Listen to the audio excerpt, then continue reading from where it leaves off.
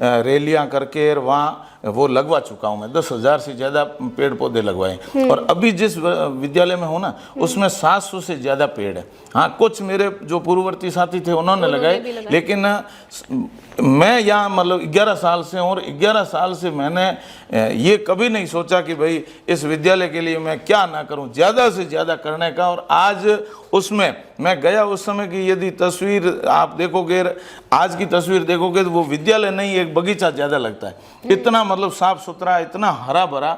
और हमारे विद्यालय को ब्लॉक पे, राज्य पे और जिले पे सम्मानित हो चुके हैं, विद्यालय को किया है। और अभी हमारा विद्यालय को एक यूनिसेफ की संस्था है, जो इंटरनेशनल संस्था है, उस यूनिसेफ की टीम आई थी और उन्होंने पूरा 8 मिनट का एक वीडियो बनाया है कि यहाँ इतने पौधे कैसे लगे, फिर इन पौधों में आप क्या चीज़ डालते हो, खाद भी हम वहीं बनाते हैं, जितनी भी चीज़ें हैं ना वो सारी मतलब ऑर्गेनिक, वो उसमें खाद वहाँ बनती है। और पानी भी, पानी ज़्यादा नहीं है वहाँ, तो हम जो पोषाहार हमारा खाना बनता है ना, उसका पानी है वो भी फालतू नहीं जाने देते हैं उसको, जो सब्जियों को धुलने में और उसमें काम आता है। और सब्जियां जो बनती है ना, हमारे विद्यालय में क्या मिड डे मील बनता है, तो उसका जो खाना है वो खाने में वो पानी काम में लेते हैं, और वो पानी वापस फिर पौधों में वो काम में ले लेते हैं। और बर्तन धोने के वो भी है, वो भी पानी वापस सीधा पौधों में जाए, ये सारी व्यवस्था। ऊपर छत का पानी है वो भी पूरा स्टोरेज पाइपों से लेकर के और बड़े टांके बना रखे हैं, उनमें आ जाता है,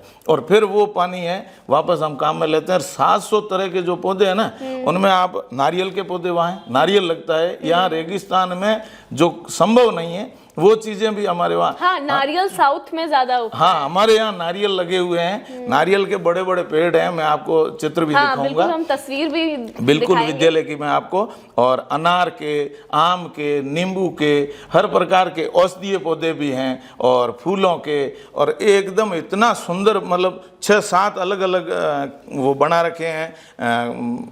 ये अनीता देवी जी के नाम पे, ये हमारी लक्ष्मी जी के नाम पे, ऐसे ऐसे बगीचे। वो स्टाफ हैं जो जिनके नाम से है? स्टाफ नहीं, तो हमारे देश के जो बड़े लोग होते हैं ना, हाँ, महापुरुष, उन्होंने जो पर्यावरण के क्षेत्र में जिन्होंने अच्छा काम किया, उनके नाम पे वो ऐसे बना करके, और पूरा बगीचा, उसमें बैठ के बच्चे आराम से पढ़ते हैं, धूप लगी हुई है, पूरी हरी भरी, ऐसा सुंदर विद्यालय। और अब हमारी उस यूनिसेफ जो थी ना, मैंने आपको बताया, वो टीम वीडियो बना के लेके गई, फिर यहाँ हमारे शिक्षा संकुल जयपुर में उस फिल्म को दिखाया सारे अधिकारियों को, और सरकार ने वो चलाई। फिर वो आगे अब निदेशालय स्तर से जो 20 राज्य की स्कूलें टॉप जो नेशनल स्तर पे सम्मानित होने के लिए गई है, उसमें भी हमारे विद्यालय का नाम है। ये हमारे उस राजकीय उच्च माध्यमिक विद्यालय हुडों की ढाणी, हमारे गांव, जिले और राजस्थान का नाम पूरे देश में होगा।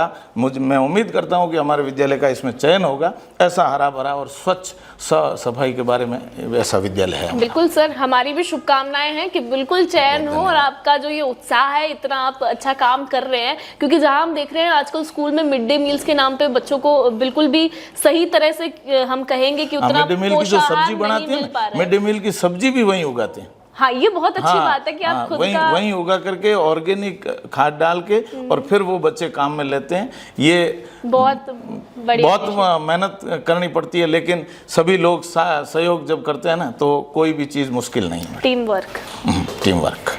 अच्छा सर, आपने बताया कि नारियल उगते हैं, इससे पहले आपने बताया कि खजूर तक आप यहाँ पे अपने बिल्कुल खजूर है। इस बार हमारे एक खजूर थी, उस पे 1.5 क्विंटल खजूर लगी थी। 1.5 क्विंटल एक खजूर पे। फिर वो बच्चों में उनके लिए इस्तेमाल किया जाता है? बिल्कुल, बच्चों ने खाई है, सब ने वो खाते हैं। बहुत शानदार, हमारे सौभाग्य है बच्चों का। अभी हमारे प्रधानाचार्य जी अभी ट्रांसफर हो गया है, कमला जी, वो 7 साल रहे थे, मेरी बहन ही लगती है रिश्ते में, यूं दूर के।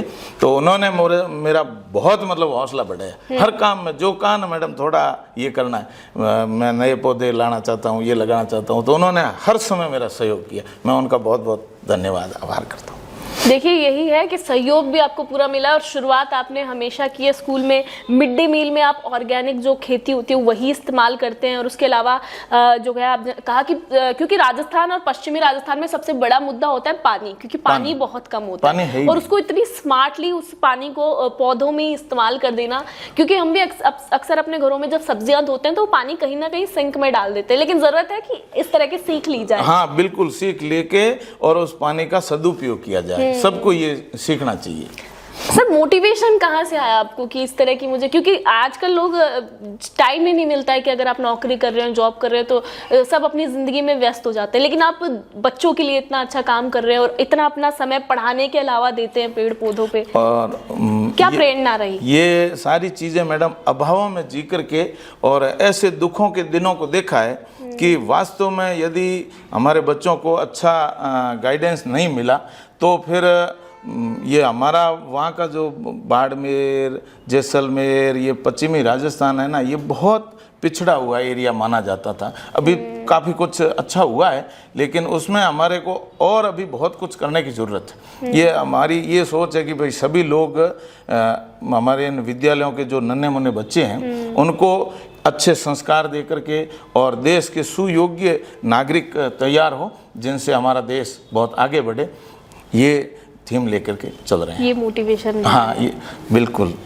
अच्छा, स्कूल की बात हमने कर ली है, बच्चों से हमने सारी बात कर ली कि आपने स्कूल में क्या क्या रिफॉर्म्स किए हैं। इसके अलावा भी आपने बड़ी एक मैं पढ़ाई से संबंधित जो मेरा मूल पेशा है ना, उसकी एक बात थोड़ी रह गई थी, वो ये मैं बताना चाहता हूँ कि मैं जिस सब्जेक्ट को पढ़ाता हूँ, क्योंकि सब्जेक्ट वाइज काम बांटा हुआ होता है, तो मेरे सब्जेक्ट में 11 साल में 10वीं का जो बोर्ड का रिजल्ट रहा है उसमें 100% बच्चे पास हुए हैं।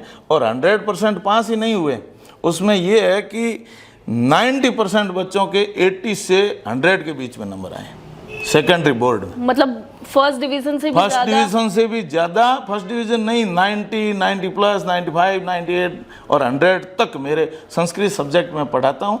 और संस्कृत मेरे वैसे कि ये एक थीम होती है वसुधैव कुटुंबकम, यानी पूरा विश्व ही हमारा परिवार है। तो मैं इसी चीज़ को लेके चल रहा हूँ कि भाई अपना परिवार है, चलो सब करते हैं, अपने लिए तो सब करते हैं, लेकिन अपन कुछ दूसरों के लिए यदि जिए तो अच्छी बात है। इसी को ध्यान में रखते हुए पूरा विश्व हमारा परिवार है, सब हमारे भाई बहन हैं और हमारे भाई बहन सब आगे कैसे बढ़ें, यही सोच हमेशा दिल में लेकर के चलता हूँ। मेरे काम में भी कभी कहीं भी पढ़ाई में मतलब ऐसा नहीं हो कि भाई दूसरे कामों की वजह से मेरा शिक्षा का काम रह जाए, ऐसा कहीं नहीं होने देता हूँ।